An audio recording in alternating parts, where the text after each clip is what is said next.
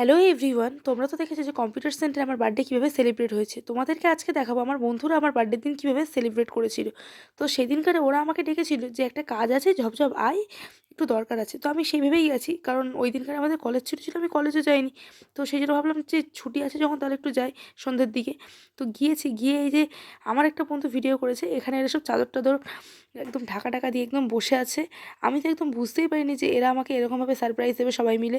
আমি ফার্স্টে গিয়ে দেখি যে একটা ছেলে আর একটা মেয়ে গল্প করছে, কিন্তু এই ভিডিওটা দেখার পর দেখি যে এখানে দুটো ছেলে গল্প করছে। আমি তো বুঝতেই পারিনি যে এরকম কিছু হবে। আর এখানে এই যে আমি চলে আসার পর ওরা হচ্ছে কেকটা বের করলো। আমি তো পুরো অবাক যে ওরা এরকম কেক, গিফট সমস্ত কিছু নিয়ে রেডি হয়ে থাকবে। আর আমি এখানে একটু এক্সাইটেড হয়ে গেছিলাম, কারণ আমি কোনোদিন আশা করিনি যে আমার বন্ধুরা আমার বার্থডেতে এরকমভাবে সেলিব্রেট করবে।